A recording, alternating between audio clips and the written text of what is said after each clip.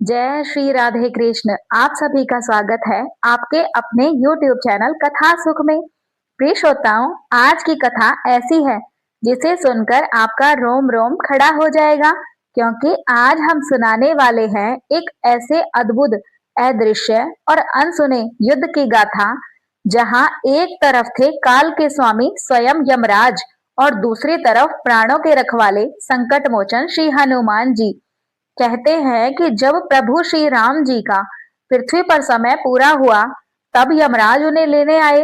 पर अयोध्या के द्वार पर उस समय पहरा दे रहे थे श्री राम जी के अनन्य भक्त हनुमान जी, जो अपने स्वामी के प्राणों की रक्षा के लिए किसी भी सीमा तक जा सकते थे।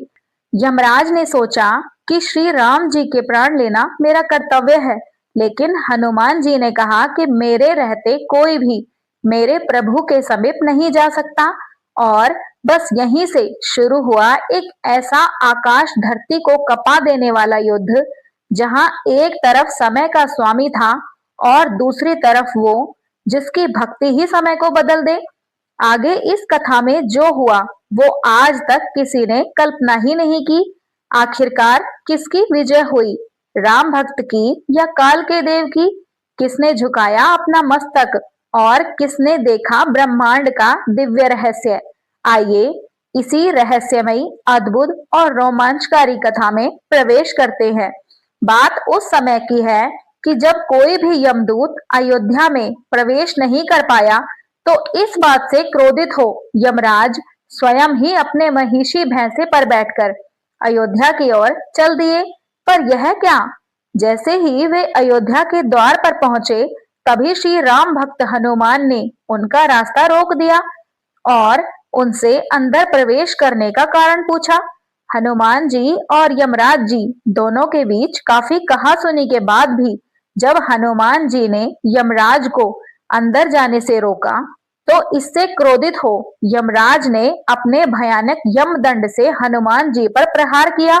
पर शायद वे यह बात भूल गए थे कि वे सिर्फ काल हैं और हनुमान जी महाकाल। यह बात उस समय की है जब त्रेता युग के अंत में श्री राम जी की जीवन लीला समाप्त होने को थी, और तभी अचानक पूरे यमलोक में शोक मनाया जाने लगा, क्योंकि कुछ देर पहले ही यमराज घायल अवस्था में कराहते हुए पृथ्वी लोक से यमलोक में प्रवेश कर रहे थे। यमलोक में किसी को भी यह समझ नहीं आ रहा था कि आखिर क्या हुआ है, और सभी के काल यमराज की यह दशा किसने की? ऐसा पृथ्वीवासी कौन है जो यमराज से भी शक्तिशाली है? आइए जानते हैं इसके पीछे की असली सच्चाई के बारे में। असल में यह सब कुछ दिन पहले हुए यमराज और चित्रगुप्त के बीच एक गंभीर बहस का परिणाम था। चित्रगुप्त ने यमराज से कांपते हुए कहा कि प्रभु, अब वह समय आ गया है जब आपको श्री राम जी से पृथ्वी लोक छोड़ने का आग्रह करना होगा। पर प्रभु, इसमें एक बहुत ही बड़ी समस्या है। इस पर यमराज जी ने पूछते हुए कहा कि चित्रगुप्त, कैसी समस्या? तब चित्रगुप्त ने कहा कि प्रभु, अयोध्या में पिछले कई वर्षों से कोई भी यमदूत प्रवेश नहीं कर पा रहा है, जिसके कारण वहां किसी भी मनुष्य की मृत्यु ही नहीं हो पा रही है। अगर आप चाहें तो यमदूतों से पूछ सकते हैं। जब यमराज जी ने यमदूतों को बुलाकर उनसे इस बारे में पूछा, तो वे बोले कि हाँ प्रभु, यह सत्य है। हम जब भी अयोध्या के द्वार के समीप पहुंचते हैं, तो अयोध्या के द्वार पर पहरा दे रहे एक वानर के शरीर से एक ऐसा दिव्य प्रकाश निकलता है कि उससे हमारे शरीर जलने लगते हैं, इसलिए हम आगे नहीं बढ़ पाते। यह सब सुन यमराज के पूछने पर चित्रगुप्त ने यह बताया कि प्रभु, वह वानर और कोई नहीं, स्वयं हनुमान है। तो यह सुनकर यमराज जी ठहाके मारकर हंसने लगे और बोले कि तुम लोग हनुमान से इतना क्यों डर रहे हो? इसमें डरने की क्या बात है? यदि मैं चाहूं तो किसी के भी प्राण ला सकता हूं, फिर हनुमान जी किस गिनती में है? और बस इतना कहते ही यमराज अपने भैंसे पर सवार होकर चल दिए अयोध्या नगरी की ओर। वह अयोध्या नगरी जो श्री राम जी का धाम थी, वह अयोध्या नगरी जहां प्रभु श्री राम मर्यादा पुरुषोत्तम कहलाते थे। लेकिन जैसे ही यमराज अयोध्या के द्वार पर पहुंचे तभी हनुमान जी उनके सामने आ गए। हनुमान जी ने अत्यंत विनम्र स्वर में यमराज जी को प्रणाम करते हुए कहा कि हे धर्मराज, आप तो मृत्यु के देवता हैं, लेकिन आपका यहाँ आना तो एक अशुभ संकेत है। मेरा मन विचलित हो रहा है। कृपया आप बताएं कि आप यहाँ क्यों पधारे हैं। लेकिन यमराज जी को हनुमान जी की शक्तियों का भान नहीं था। वे उन्हें एक तुच्छ वानर समझ अहंकारवश बोले कि हनुमान, तुम मेरे मार्ग से हट जाओ। मैं यहाँ तुम्हारे प्रभु श्री राम जी से मिलने आया हूँ, क्योंकि उन्होंने अपनी लीला की जो अवधि निर्धारित की थी, अब वह समाप्त हो चुकी है। यह सुनते ही हनुमान जी की भ्रिकुटियां तन गई और उन्होंने दृढ़ता से कहा कि हे यमदेव, मेरे प्रभु की आज्ञा के बिना इस नगर में कोई भी प्रवेश नहीं कर सकता, और जब तक श्री राम जी का सेवक जीवित है तब तक कोई भी शक्ति मेरे प्रभु को यहाँ से नहीं ले जा सकती। कृपया आप यहाँ से लौट जाइए। यमराज ने इसे अपना घोर अपमान समझ गरजते हुए बोला कि हे मूर्ख वानर, तू काल को रोकने का दुस्साहस कर रहा है। मेरे मार्ग से हट जाओ, नहीं तो मुझसे युद्ध करो। यमराज के कठोर शब्द और युद्ध की ललकार सुन हनुमान जी क्रोध से तिलमिला उठे और फिर शुरू हुआ हनुमान जी तथा यमराज के बीच वो भयानक युद्ध जिसका आप सभी को इंतजार था। क्रोधित होकर यमराज ने अपनी विशाल गदा से प्रहार किया। इस पर हनुमान जी ने भी अपनी गदा उठाई और दोनों गदाओं की टक्कर से ऐसी भयंकर ध्वनि उत्पन्न हुई मानो ब्रह्मांड फट पड़ा हो। पर इस टकराव में यमराज की गदा के टुकड़े टुकड़े हो गए और तब यमराज ने यह सोचकर अपना कालपाश हनुमान जी पर फेंका कि वे हनुमान जी के प्राणों को खींच लेंगे, पर हनुमान जी ने उसे हवा में ही पकड़ा और अपने दोनों हाथों से ऐसा खींचा कि उसके टुकड़े टुकड़े हो गए। अपनी पराजय समीप देख यमराज क्रोध से तिलमिला उठे। उन्होंने अपना सबसे प्रलयंकारी अस्त्र यमदंड निकाला और गर्जना करते हुए हनुमान जी पर अमोघ यमदंड से प्रहार कर दिया। उस प्रलयंकारी यमदंड को अपनी ओर आता देख हनुमान जी का शांत और सौम्य मुखमंडल प्रलयंकारी तेज से धधक उठा। उन्होंने अपना रूप इतना विकराल कर लिया कि यमराज उनके सामने एक चींटी के समान लगने लगे और जैसे ही वह अमोघ यमदंड उन तक पहुंचा, हनुमान जी ने अपना विशाल मुख खोला और उस अमोघ यमदंड को ठीक वैसे ही निगल गए जैसे उन्होंने भगवान शिव का त्रिशूल निगला था। यह देख यमराज जी के होश उड़ गए और इसी समय क्रोधित हनुमान जी ने यमराज पर अपनी गदा से ऐसा प्रहार किया, उन्होंने युद्ध से पीछे हटना ही उचित समझा। यमलोक पहुंचकर भी यमराज कांप रहे थे। वे पराजित हो चुके थे। अब उनके मन में हनुमान जी को परास्त करने की तीव्र इच्छा ने जन्म ले लिया था। वे हनुमान जी से लड़ने के लिए अपनी शक्ति को बढ़ाने लगे। उधर एक दिन हनुमान जी श्री राम जी के चरणों को दबा रहे थे और श्री राम जी सिंहासन पर बैठे कुछ सोचते हुए अपने हाथ से अंगूठी निकालकर निहार रहे थे। तभी वह अंगूठी उनके हाथ से छूटकर फर्श की एक दरार में जा गिरी। श्री राम जी ने तुरंत कहा, हनुमान, मेरी अंगूठी गिर गई है, जल्दी इसे लेकर आओ, कहीं खो ना जाए। हनुमान जी ने तुरंत अति सूक्ष्म रूप धारण किया और उस अंगूठी के पीछे तीव्र गति से चल दिए। पर यह क्या, हनुमान जी अपनी पूरी तीव्र गति से उड़ रहे थे, पर वे अंगूठी को पकड़ ही नहीं पा रहे थे। उन्होंने पूरी पृथ्वी के कई चक्कर लगा दिए, पर अंगूठी की गति तीव्र और तीव्र होती गई। हनुमान जी पसीने पसीने हो गए। उनको समझ नहीं आ रहा था कि प्रभु की यह कैसी लीला है। इधर हनुमान जी अंगूठी के पीछे पीछे भाग रहे थे, उधर यमराज अयोध्या की ओर दोबारा प्रस्थान कर चुके थे। तभी हनुमान जी ने देखा वह अंगूठी सुमेरु पर्वत की एक कंदरा में जा गिरी। हनुमान जी तुरंत वहां पहुंचे, पर गुफा के द्वार पर बैठे एक वानर ने उन्हें रोकते हुए कहा, कौन हो तुम? इस पर हनुमान जी ने कहा कि मैं हनुमान हूँ।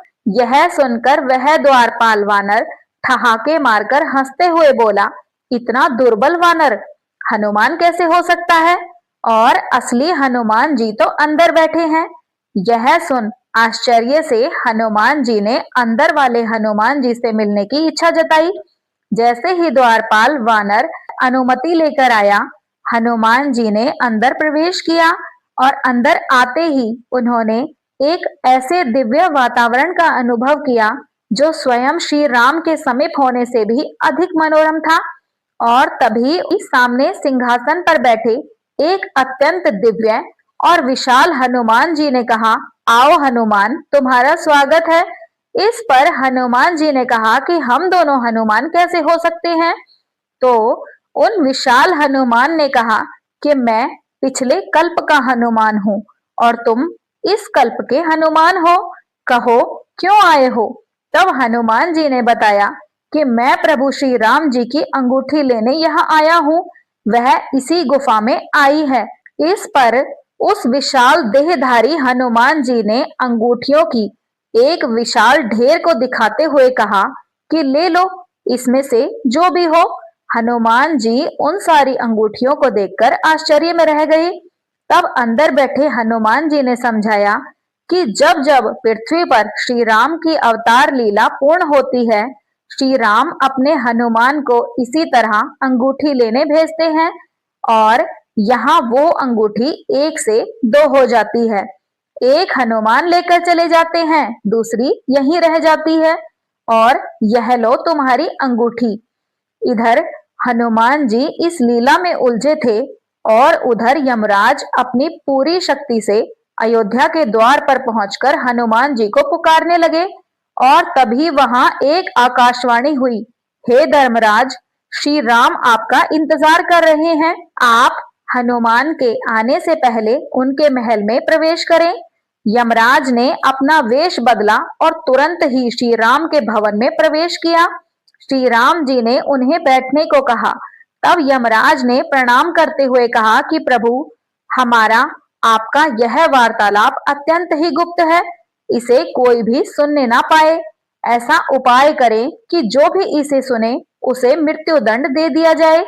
इस पर श्री राम जी ने द्वार की रक्षा का यह भार अपने भाई लक्ष्मण जी को सौंप दिया और कहा कि जब तक मैं ना कहूं कोई भी कक्ष में प्रवेश न करे, नहीं तो उसे मृत्यु दंड दे दिया जाएगा। लक्ष्मण जी द्वार पर पहरा देने लगे और अंदर यमराज अपने वेश में आकर श्री राम जी से उनकी लीला अवधि समाप्त होने और उनके धाम प्रस्थान करने के विषय में वार्तालाप करने लगे। लक्ष्मण जी द्वार पर पहरा देते हुए टहल रहे थे। तभी वहां ऋषि दुर्वासा आ गए और श्री राम जी से तुरंत मिलने का हठ करने लगे। और जब लक्ष्मण जी ने उन्हें ऐसा करने से रोका तो वे क्रोधित होकर पूरी अयोध्या नगरी को श्राप देने की धमकी देने लगे। इस पर लक्ष्मण जी ने मजबूरी में श्री राम और यमराज के वार्तालाप के बीच में ही महल में प्रवेश कर दिया। यह देखते ही यमराज तुरंत ही अदृश्य हो गए और इस घटना के फलस्वरूप श्री राम जी ने लक्ष्मण जी को त्याग दिया और लक्ष्मण जी ने सरयू नदी के जल में समाधि ले ली। जब हनुमान जी प्रभु की अंगूठी लेकर अयोध्या वापस आए तो श्री राम सहित सभी परिकर धाम पर स्थान करने के लिए सरयू तट पर थे। जैसे ही हनुमान जी को सारी घटना का पता चला, उन्हें पहले तो यमराज जी पर बहुत क्रोध आया, पर बाद में इन सभी घटना को प्रभु की लीला का हिस्सा जान वे सब कुछ भूल गए। श्री राम ने हनुमान जी को कलयुग के अंत तक पृथ्वी पर रहने को कहा और इस प्रकार हनुमान जी तथा यमराज के बीच हुए इस संघर्ष का अंत हुआ। यमराज हनुमान की वापसी देखकर चकित हो गए। हनुमान जी ने कहा कि हे धर्मराज, अब मैं आपके मार्ग में नहीं हूँ, मेरे प्रभु की इच्छा ही सर्वोपरि है। यमराज ने हाथ जोड़कर कहा कि हनुमान, तुम्हारी भक्ति को प्रणाम है, तुम्हारा प्रेम ही संसार को धर्म की राह दिखाता है। अब श्री राम वन में गए। सभी परिवारजन शोक में थे। हनुमान जी मौन खड़े थे। श्री राम जी बोले कि वत्स हनुमान, दुखी मत होना, जहां मेरा नाम होगा वहां तुम अवश्य रहोगे। फिर उन्होंने पृथ्वी अवतार समाप्त कर अपने दिव्य रूप में बैकुंठ धाम गमन किया। श्री राम जी के बैकुंठ धाम जाने के बाद हनुमान वायुपुत्र ने प्रण लिया कि जहां जहां राम कथा होगी, जहां जहां राम नाम गूंजेगा, मैं वहां उपस्थित रहूंगा। और उसी दिन से हनुमान जी अविनाशी, अमर और भक्तों के हर संकट में सदैव उपस्थित रहने वाले हो गए। तो इस प्रकार प्रिय श्रोतागण, यह कथा हमें बताती है कि भक्ति का बल सबसे बड़ा होता है। यमराज जी भी रुक जाते हैं, काल भी ठहर जाता है, जब भक्त अपने भगवान के लिए अडिग खड़ा हो जाता है।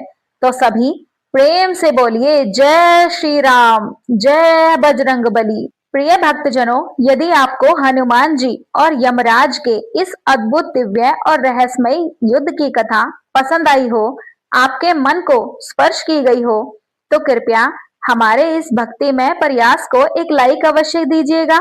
कथा को अपने परिवार, अपने मित्रों, अपने सभी भक्त बंधुओं तक पहुंचाने के लिए शेयर करना न भूलें। और अगर आप पहली बार हमारे चैनल पर आए हैं, तो हमारे इस भक्ति मार्ग राम हनुमान भक्ति दिव्य कथाओं से जुड़े रहने हेतु चैनल को सब्सक्राइब अवश्य कर लीजिएगा। कथा सुख चैनल से जुड़कर आप रोज पाएंगे नई नई दिव्य कथाएं, नई प्रेरणाएं, नया उत्साह और प्रभु का भरपूर आशीर्वाद। तो सभी प्रेम से बोलिए जय श्री राम, जय बजरंग बली। राधे राधे, धन्यवाद।